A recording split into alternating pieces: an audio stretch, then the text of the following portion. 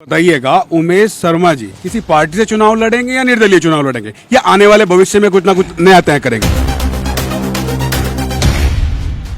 जिस दिन हम जीत जाएंगे ना, हमारे जीतने के बाद भी आपको कहीं विधायक लिखा नहीं मिलेगा, हमेशा पत्रकार लिखा मिलेगा। लिख लीजिएगा और इस वीडियो को काट कर रखिएगा अपने सिस्टम में ताकि सनद रहे।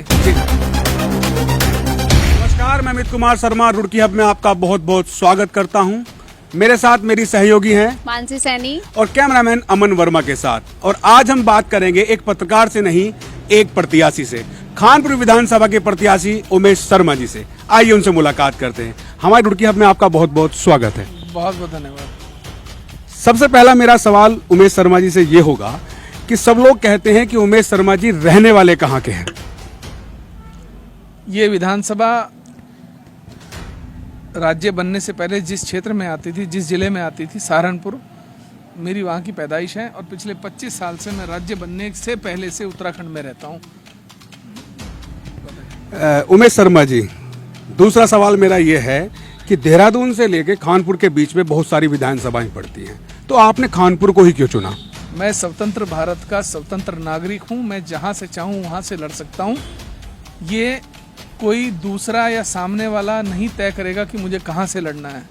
जहाँ से मेरा मन करेगा मैं वहाँ से लड़ूंगा। उमेश शर्मा जी, अभी आपने अपने आंसर में कहा कि स्वतंत्र नागरिक हो, जहाँ से चाहूँ वहाँ से लड़ूं। हालांकि अब तक मेरे पूछे गए सवाल से आपने ये साफ नहीं किया था कि आप चुनाव लड़ना चाहते हैं। आप आए थे यहाँ पर पत्रकारों की लड़ाई लड़ना, लेकिन धीरे धीरे माहौल बनता जा रहा है चुनाव लड़ने का। क्या आपको याद होगा जब मैंने आपको सबसे पहले इंटरव्यू दिया था, आपके साथ मेरी बात हुई थी, मैंने तब भी कहा था कि आपने कहा चुनाव लड़ेंगे, मैंने कहा वक्त तय करेगा, पत्रकार साथी तय करेंगे। फिर आप सब लोगों ने कहा कि क्यों नहीं लड़ना चाहिए। जब किसी को जवाब देने के लिए अगर किसी को ये गलतफहमी है कि वो बहुत बड़ा तानाशाह है या वो जो है वो बहुत बड़े महाबली हैं, तो हमने कहा चलिए भाई, पब्लिक चाहती है, जनता चाहती है, पत्रकार साथी सब चाहते हैं। कुछ लोग ये भी कहने लगे कि साहब आप पत्रकार साथियों की लड़ाई का बहाना लेकर चुनाव लड़ रहे हैं, मुझे उसकी क्या ज़रूरत है? पहले तो मुझे ये बताइए, क्या उमेश कुमार खुद में सक्षम नहीं है?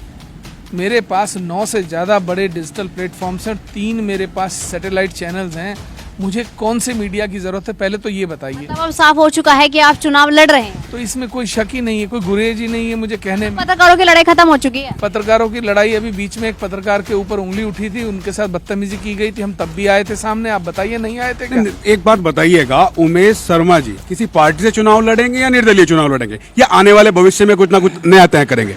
देखिए क्या है कि पहले तो मुझे लगता नहीं कि कोई पार्टी मुझे टिकट देगी, क्योंकि कोई ऐसा घर नहीं है जो हमने छोड़ा हो।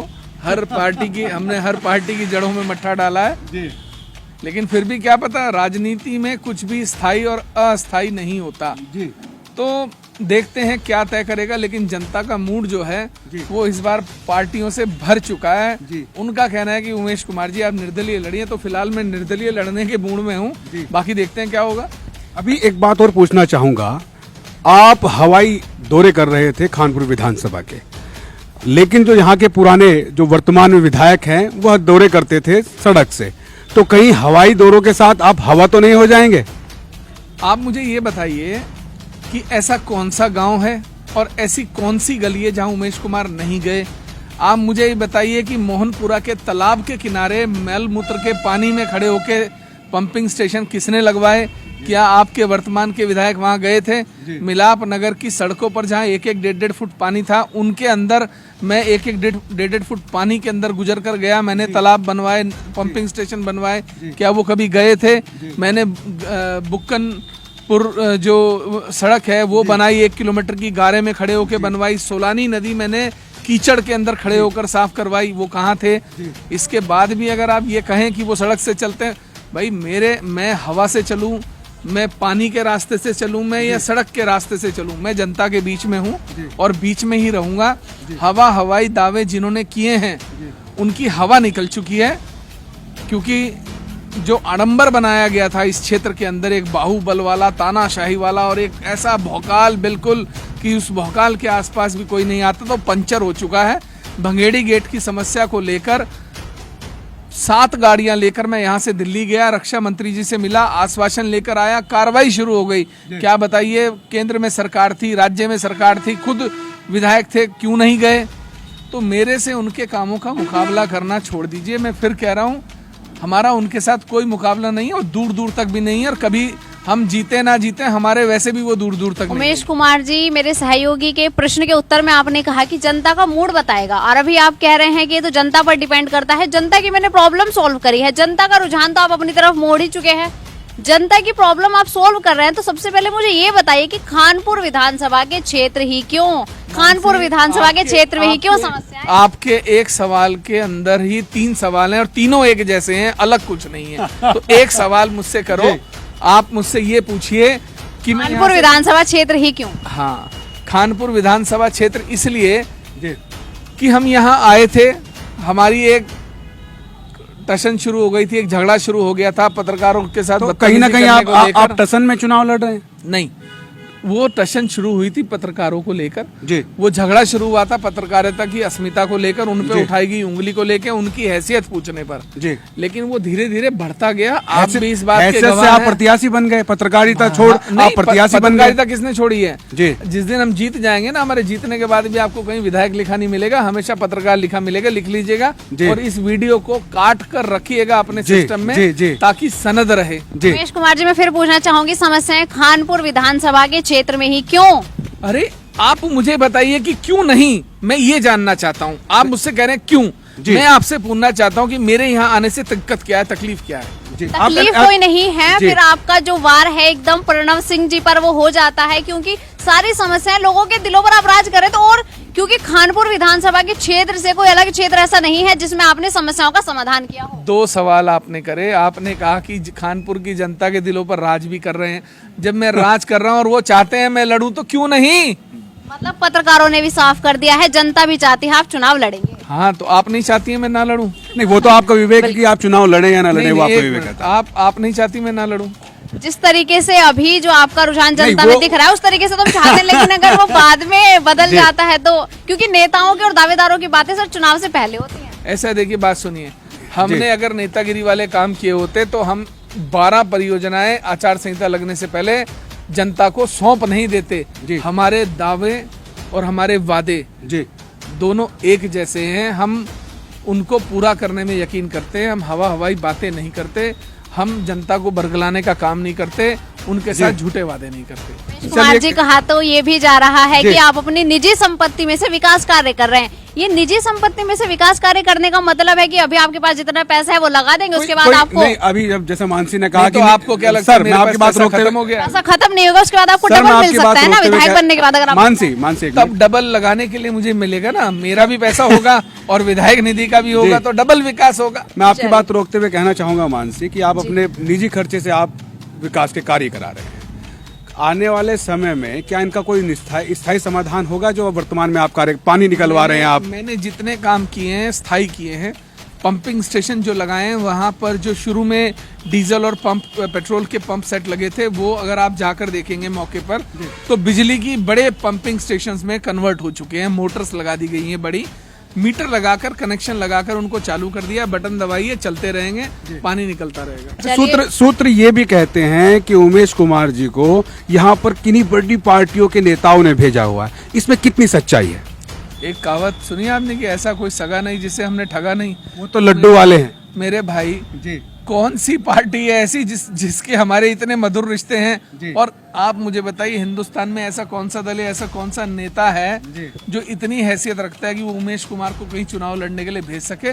उमेश कुमार पहले भी स्वतंत्र थे, उमेश कुमार आज भी स्वतंत्र हैं और उमेश कुमार आगे भी स्वतंत्र रहेंगे। उमेश कुमार कभी किसी की रैयत में नहीं रहे, ना हमने कभी किसी के इशारे पर काम किया है और ना कोई इतनी हैसियत रखता है कि हमें अपने इशारे पर काम करवा सके। चलिए उमेश कुमार जी, चुनाव की बात जब आपने कर ही दी है कि चुनाव लड़ेंगे, वो निर्दलीय हो या पार्टी से हो, तो मौजूदा विधायक की बात कर लेते हैं। जब चुनाव लड़ रहे हैं, मौजूदा विधायक से बताइए, उनके कार्यों से संतुष्ट हैं या कुछ और नया करना चाहते हैं? उनके कार्यों से मेरे संतुष्ट होने से कुछ नहीं होता। ये सवाल आप पब्लिक से करिए, यहाँ मोहनपुरा से शुरू करिए और जोगावाला तक जाइए, आपको आपके सवाल का जवाब। अच्छा चलिए सर, आप छोड़िए मुद्दों को, आप सबसे पहले बताइए, अगर निर्दलीय आप उम्मीदवार चुनकर आते हैं खानपुर विधानसभा से, तो सबसे पहले वो कौन से काम होंगे जो आप करना चाहेंगे? सबसे पहले तो मैं क्षेत्र में एक बड़े अस्पताल का निर्माण करना चाहूँगा। उसके बाद मैं यहाँ एक बड़ी यूनिवर्सिटी और युवाओं के लिए रोजगार के साधन जी और मोहनपुरा मिलाप नगर के अंदर अंडरग्राउंड पाइपलाइंस जिनसे कि पानी जो है बाहर तक चला जाए। और इसके अलावा हमारे दल्लावाला में बहुत बड़ी समस्याएं हैं, चंदपुरी में है, डुमनपुरी में है, हमारे माड़ा बेला की तरफ बहुत प्रॉब्लम है। और सबसे बड़ी प्रॉब्लम जो है, जो गंगा का तटबंध टूटा हुआ है, उस तटबंध के टूटे होने के कारण बहुत हजारों बीघा जमीन बर्बाद है। उस तटबंध का निर्माण करना होगा। बहुत सारी समस्याएं, एक शुगर मिल भी हम लगाना चाहते हैं क्योंकि खान लक्सर में एक ही शुगर मिल है पूरे क्षेत्र का, वहाँ पर आधे घंटे में एक ट्रॉली चलती है, पूरी रात किसान परेशान रहता है। तो यहाँ तो कामों की सूची इतनी लंबी है। और सबसे पहला काम, अब अगर मेरे जो मन में कभी कभी घूमता है, शरारती दिमाग में पत्रकारों का ऐसा ही होता है, मुझे कुछ लोगों को जेल भेजना है। और क्योंकि जो लोग वृद्धावस्था पेंशन खा गए, विधवा पेंशन खा गए, लोगों के टीन शेड खा गए, लोगों के शौचालय खा गए, तो कुछ लोगों को जेल भेजा जाना जरूरी है। तो उनके खिलाफ मैं उच्च स्तरीय जांच कराऊंगा, जितने भी घोटाले हुए हैं। और एक बार सबको ये सबक जरूर सिखाया जाएगा कि इस क्षेत्र में रहना है तो ईमानदारी से काम करिए। 99% पैसा आप लगाइए, 1% खा लीजिए, हमको ऐतराज नहीं है। अभी आपने कहा कि अस्पताल बनेंगे, कॉलेजेस बनेंगे और बहुत सारे आप विकास के कार्य कराएंगे, तो क्या रोड मैप लेकर आप सामने जनता के जा रहे हैं? मेरे बारे में सबको पता है कि रोड मैप जब मैं बनाता हूं तो उसकी हवा किसी को भी नहीं लगती। मेरे दिमाग में पूरा रोड मैप है।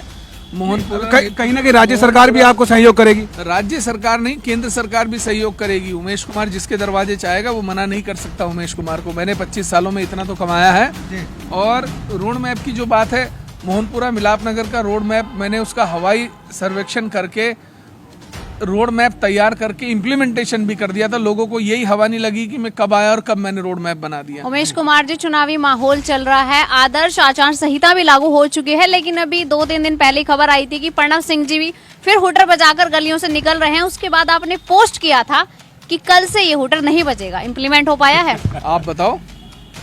आप बता, पूछ हम आपसे रहे हैं, सवाल उमेश पूछने सर, का हक हमारा है। आपने सुना कहीं बजते हुए कल के बाद से? उमेश क्या जी, पता, उमेश जरूरी जी, थोड़ी है ना संज्ञान में आया हो। मानसी, मैं उमेश जी से पूछना चाहूंगा, एक वर्चस्व की लड़ाई होती है, वो गाड़ियों में घूमते हैं। एक मिनट सर, एक मिनट मैं आपसे पूछना चाहूंगा कि गाड़ियों का काफिला लेके चलते हैं, आज आप भी गाड़ियों का काफिला लेके चलते हैं, तो समानता तो कहीं ना कहीं एक जैसी नजर आ रही है। तो आप में क्या अंतर है? क्या उनके शीशे खुले होते हैं, उनमें से डंडे बाहर निकले हुए होते हैं, हूटर बज रहा होता है, लाल बत्ती होती है, लोगों के साथ बदतमीजियां करते चलते हैं। हम रास्तों में, सड़कों पर, चौराहों पर लोगों से मिलते हुए, रुकते हुए उनकी समस्या, आज इस क्षेत्र में लोगों में इतनी हिम्मत आ गई है कि वो मेरी गाड़ी कहीं भी हाथ देकर रोक कर मुझे कहते हैं आइए देखिए हमारी क्या समस्या है। तो ये विश्वास जो मैंने लोगों में जगाया है, ये वो 20 साल में भी नहीं जगा पाए। उनकी गाड़ी को कोई हाथ देकर रुकवा नहीं सकता। आप रुकवाएंगे तो या तो चांटा मार दिया जाएगा या आपको गाली दे दी जाएगी। आज उमेश शर्मा जी का एक फोटो और वीडियो वायरल हुई जिसमें उमेश शर्मा जी चूल्हे पर बैठकर रोटी खा रहे हैं। क्या चुनावी चित्र है या कुछ और है? मैं ऐसा ही हूँ, मैं नेचुरल हूँ, जैसा भी हूँ। मुझे कोई बदल नहीं सकता, कोई चुनाव नहीं बदल सकता, कोई माहौल नहीं बदल सकता। मैं तो जिस रंग में जाता हूँ उसी रंग में ढल जाता हूँ। भारतीय आप मोहनपुरा के तालाब के किनारे भी आपने मुझे खड़े होकर पंपिंग स्टेशन लगवाते देखा होगा। मुझे सोलानी नदी में कीचड़ में आपने घुटनों तक डूबे हुए भी देखा होगा। मुझे कहीं भी आप किसी भी चूल्हे के किनारे बैठे हुए भी देख लेंगे। ये कोई नई बात नहीं है, इसमें कोई चुनावी स्टंट नहीं है। तो आम कहीं गरम चूल्हा चल रहा हो, उसके ऊपर गरम रोटी बन रही हो और सब्जी हो, तो इससे आनंद कहाँ आएगा बैठ के खाने अमित का? जी, एक सेकंड, उमेश कुमार जी आपकी बात रोकते हैं, पूछना चाहूंगी। जब एक प्रेस कॉन्फ्रेंस में मेरी आपसे इसी बात को लेकर बातचीत हुई थी कि हुटर नहीं बजने चाहिए, क्योंकि हुटर का जो एक हक है वो एम्बुलेंस और पुलिस को है, उसके बाद भी हुटर बजे, आदर्श आचार संहिता में भी हुटर बजे। हमारे दर्शकों को क्या प्रूफ और क्या सबूत देकर बताना चाहेंगे कि आदर्श आचार संहिता लागू होते होते हुटर नहीं बजेंगे? कल चुनाव आयोग ने उनको नोटिस करके जवाब मांगा है। मुझे जो मेरे सूत्रों से खबर मिली है, उन्होंने ये कहा कि मैं उन गाड़ियों में था ही नहीं।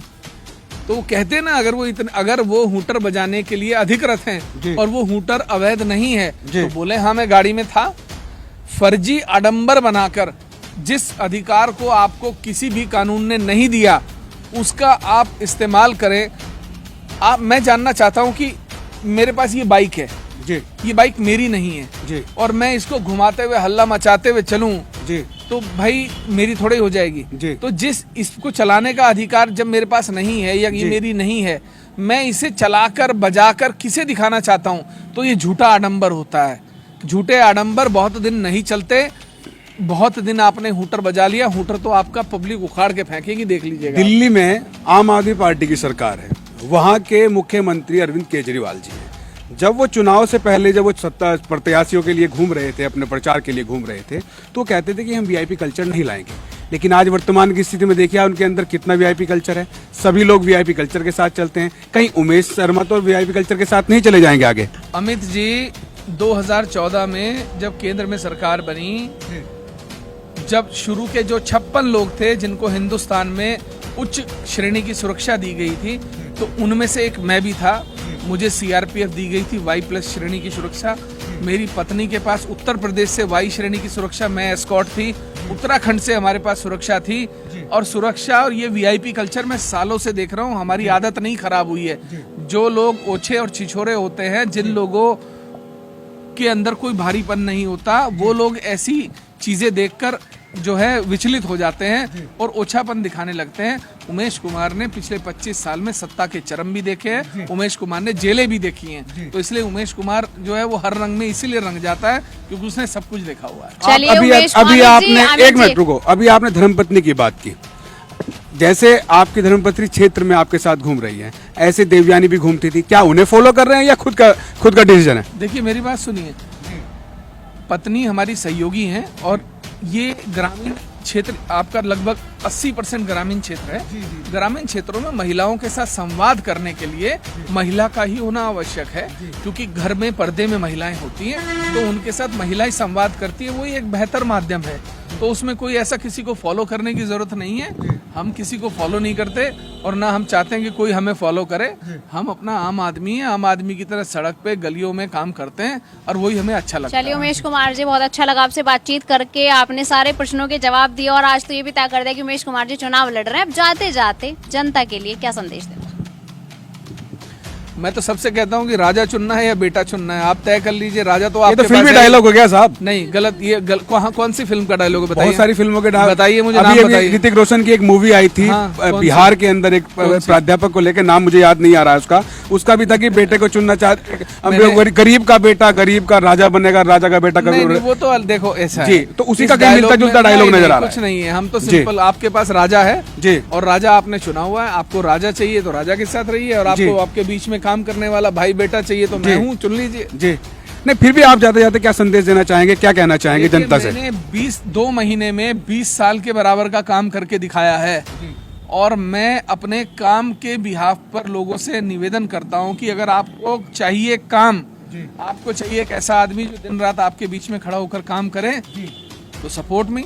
मैं तो वोट नहीं मांग रहा हूं आपसे, सपोर्ट मी। अगर आप सपोर्ट करेंगे तो हम वोट नहीं मांगेंगे तो चुनाव कैसे होगा उमेश? नहीं, आप कोई बात नहीं, हमारे पास खोने के लिए कुछ नहीं है। उमेश जी, वो खोने के लिए जिनके पास कुछ होता है। उमेश जी, मेरा कोई राजनीतिक करियर दांव पे नहीं लगा हुआ है, मेरे कोई संपत्ति दांव पे नहीं लगी हुई है। अमित जी, 1 मिनट जी। और दूसरी बात, हम लोगों ने अपने जीवन में इतनी बड़ी बड़ी लड़ाइयां लड़ी हैं, अपना सब कुछ दांव पर लगा कर लड़ी हैं। हम उनमें से हैं, खोने की चिंता कभी नहीं रही। मैं कहता हूँ ना, मैं हमेशा एक बात बोलता हूँ कि हमारे पास खोने के लिए कुछ नहीं है जी।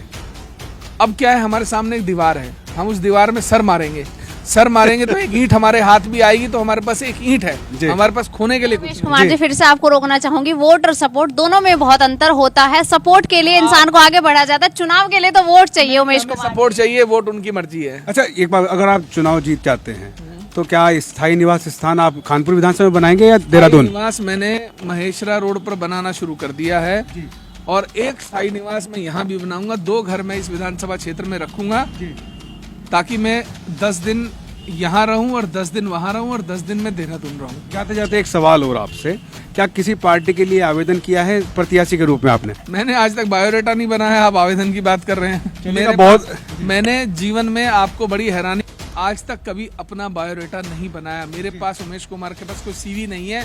कोई इस धरती पर दिखा नहीं सकता कि उमेश कुमार का कोई बायोडाटा है। चलेगा, बहुत बहुत धन्यवाद। बायोडाटा गूगल में और मिल जाएगा आपको। अग्रिम शुभकामनाएं आपको चुनाव के लिए। Thank you so much.